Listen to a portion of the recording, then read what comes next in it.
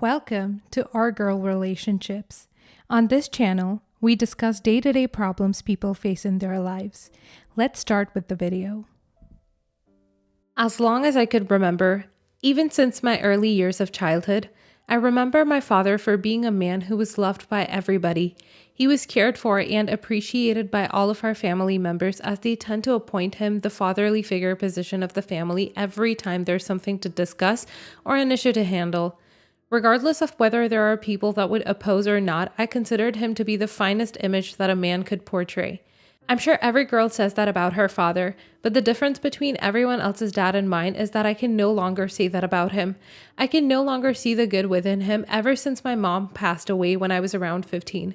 Our lives were literally flipped upside down when my mother got into a car accident and passed away on her way home from work. Unlike my dad, my mother was more reserved and cared for people in silence. It meant that she wasn't as vital in people's lives as was my dad, but her death did end up glooming up most of our family reunions for the following couple of years. It took a massive toll on my grandparents who were already suffering from old age, but nobody ever came close to the way my dad fell apart following her death. He started drinking very heavily and avoided going home for a very long time.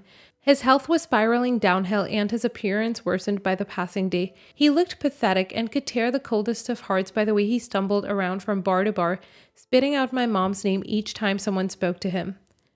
As much as I would love to claim the moral high ground and say I never resented him for his carelessness and forgetting about the fact that he had a daughter who was equally as devastated to lose her mother, it was never my place to redirect him or tell him what to do because at the end of the day, he was the parent and I was nothing but a child, barely capable of apprehending the full extent of damage which a mother's death would have on her only daughter.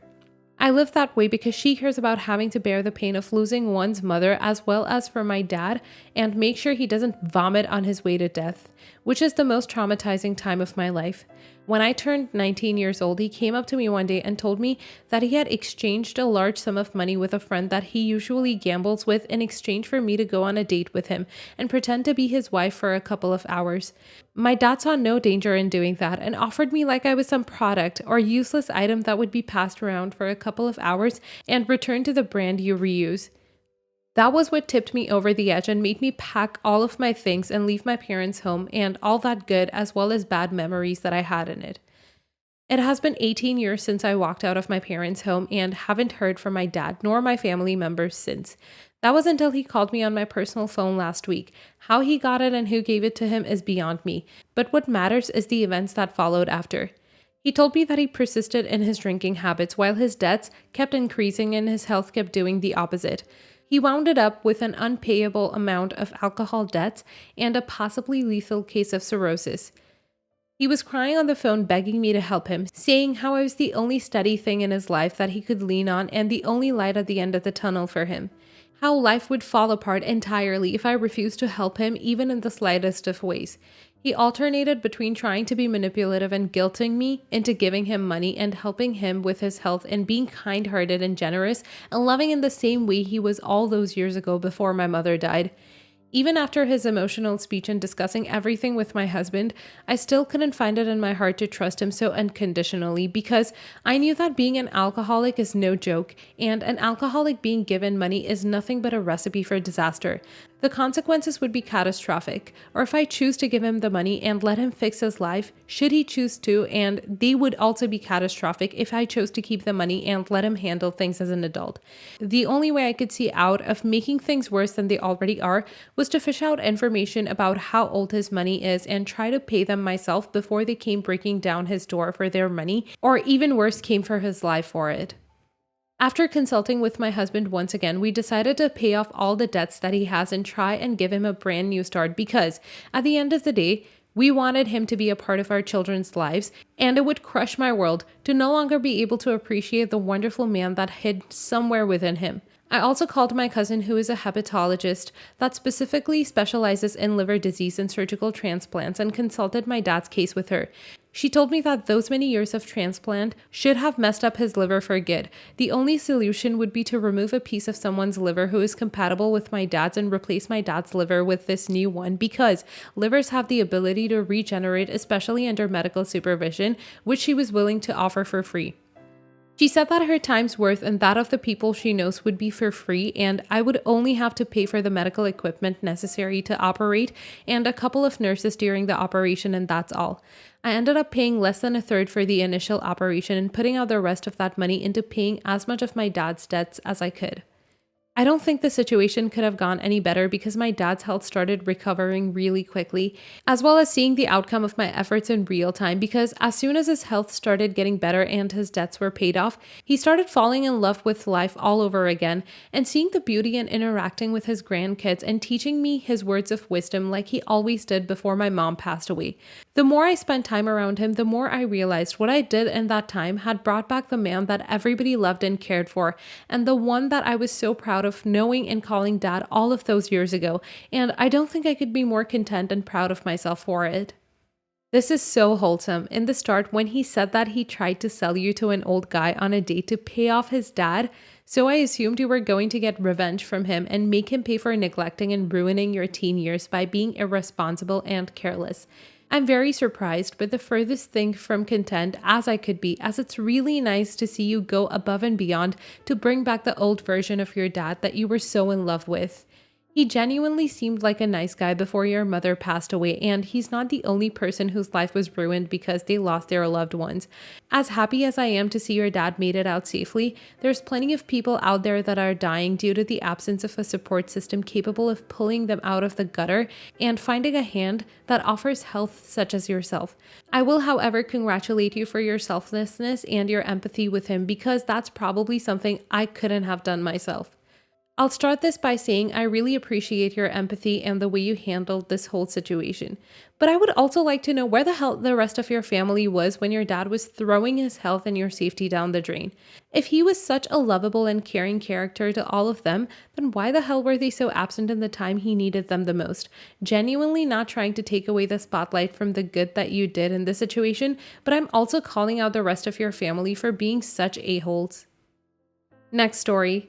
I spent a lot of time, effort, and thought into sending my niece 10 years and nephew 6 years generous, but not too generous, and age-appropriate gifts.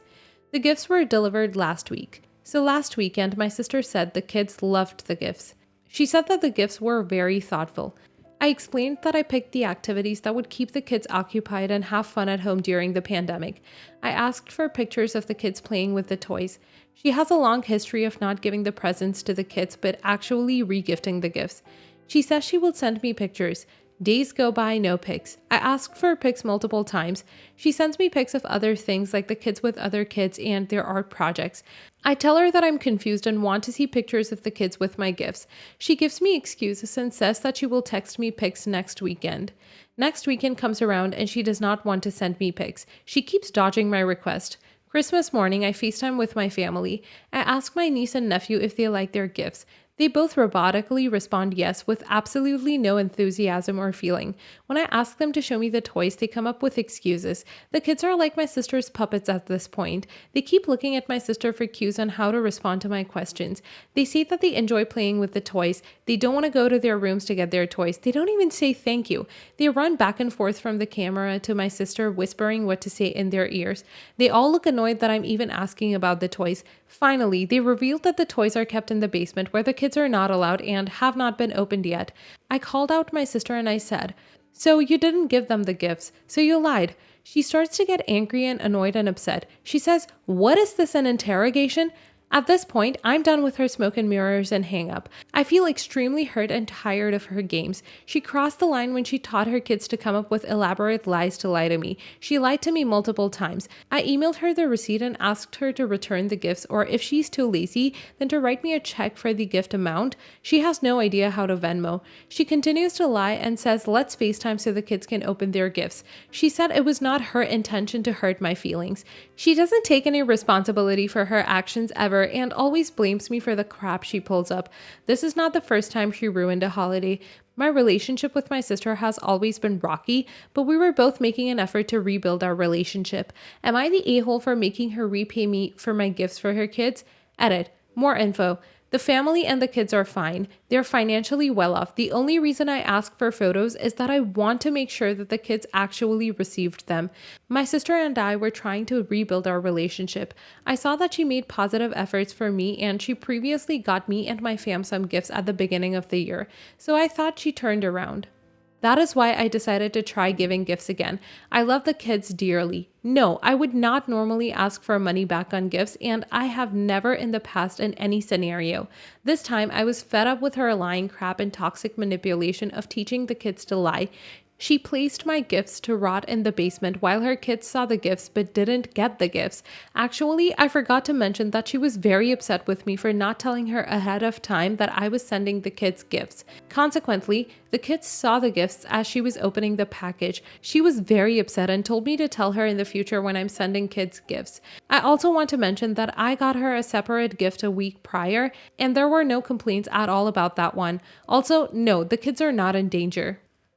Everyone sucks here. You don't really seem concerned about the right thing. You want to prove your sister wrong and want evidence. But why? To be convinced your sister didn't lie, or because you actually care about your siblings' fun? It doesn't seem to be the latter. Maybe you should instead focus on the fact that there could be another reason. If your sister is regifting the presents, maybe she's struggling financially. Maybe she's saving them for other kids' parties so her children can go and give something good and not feel left out from parties. Or maybe she's selling them for food. How do you know that it's not something else? Maybe you should actually see if there's anything your sister needs help with. Instead, you're asking for money, which could make her situation worse. Your sister sucks for training her kids to lie and not being upfront about any issues. She should just be honest. She is just waiting to sell them at the right time. She's preventing the kids from playing or breaking them. If the boxes are open, she can't sell them for profit. I feel sorry for her kids being denied their Christmas presents. You are right to demand proof that they received and or are enjoying them. Don't let her do this next year. Buy them cheap gifts she can't sell for profit. I read a story about a mother who would give her daughter a gift and take a picture, then take it away as punishment. Years later, she took the gifts out of her closet to give her 26-year-old. She was Mother of the Year. Your sister is another one too. Sadly, the kids have to suffer and learn to lie. You're the a-hole because she has a history of lying and regifting, and you still send stuff. Stop it. Stop being a sucker because you're related. Family loves and respects you. You choose your family. Family and relatives are not the same thing. And you already know she's not sending you any damn money. Next story. So I'm not too far along, only 5-ish months along. For some reason, my husband and I were talking after the baby came, and he mentioned that his mother wanted to visit after the baby was born. She didn't want to be in the delivery room. She respected my privacy, which, yay, I was thankful for. But she wanted to come the week after the kid was born. I didn't think I'd be up for having guests because the first 2 weeks should be more for bonding as a parent. I feel like I'd be very exhausted. My husband said that it would be good to have some help, but I insisted that I didn't want to deal with her. He understood and called his mom up. She was disappointed and said that she was up for visitors when she gave birth, but ultimately agreed to just leave us alone for a month before visiting. Anyway, I was on a group FaceTime with my mother-in-law, my sister-in-law, my cousin, and my mom, when somehow the conversation shifted to me giving birth. My mom and cousin made some comments about how excited they were to meet the kiddo once she was born, and my sister-in-law made me promise to send lots of photos. After the call, my mother-in-law called me privately and asked if my mom and cuz were invited to come right after the baby was born, and I said yes, they were, and explained I might need help from them. She was extremely angry because I refused to let her come when she could have provided just as much help, if not more than my cousin who's never given birth. She called my husband, and my mother-in-law was slightly shocked that I invited my cousin and mom, but not herself. I said I wasn't comfortable having her home, and I didn't want to take care of her. Mother-in-law said she wouldn't be an issue, just wanted to help. My husband hasn't been pressuring me into anything, but my mother-in-law is very angry that she isn't allowed when other members of the family are. Am I the a-hole for not inviting her? Edit. Worded something weird, fixed it. Edit 2. My cousin and I are very, very, very, very close. We grew up together and lived together for 2-ish years after college. She's basically a sister to me and my best friend, which is why she was invited. Edit 3. My mother-in-law is actually coming to visit when the kid is born, when we're in the hospital. She's 200,000% invited for that. just not staying at home and being a guest. She's not going to be very helpful. I know, she's not going to wash the dishes, clean, change diapers. She's just going to coo at the kiddo and tell me I'm doing everything wrong. I declined her help because of that. Also, I thought my husband told her my mother and cousin were going to come. Little misunderstanding between the two of us there. Also, my mom and cousin are getting hotel rooms, not staying at our house, and are definitely going to do the cleaning work and leave me alone with my kids so we can bond. Not the a-hole. Why do people insist on demanding to be as needed or important as everyone else? This is not about her, and she's taking it so far away from the real situation. You need to be as comfortable as possible, be naked in front of others, and be dealing with your body changing and a newborn. Why is it so dang hard for people to respect that you need your chosen people to get you through something so life-changing?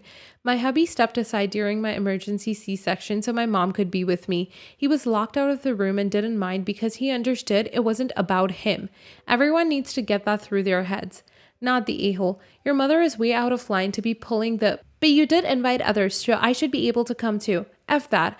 I will never give birth, but can totally see how you wouldn't want some people around, even if they genuinely could help. You don't want your mother-in-law's help with this very special and intimate and embarrassing part of your life. End of. If I'd be recovering from shooting a human through my groin, maybe wearing diapers for a bit or taking ages on the loo to do my business, leaking blood clots, I'd only want my partner and females of my immediate family around. Why can't mother-in-law get that? Not the a-hole, and your mother-in-law needs to buy out. Your mother changed your diapers as a child. Having her there to help is normal. And we adopted 2 of my cousins, so I totally know how you feel about yours. You've lived together and you're comfortable with her. What is it with mother-in-laws and trying to push their way into a house after a baby is born before the mom is ready? And the saying it's no different from having the woman who gave birth's mother over? It's completely different. You don't have that kind of relationship with someone you met as an adult, someone you have never lived with, and someone you probably wouldn't want to see you in the emotional and exhausted state you will be in. Tell mother-in-law you understand her desire to be helpful and you do appreciate it, but at the moment, what you need is for her to kindly let you recover, that your cousin and your mother have been with you your entire life and that you're more comfortable with them. Your mother birthed you and cared for you growing up. She changed you, fed you, kissed your boo-boos, and protected you your entire life. This is not about not liking or wanting her. It's just about what will be the most comfortable thing for you.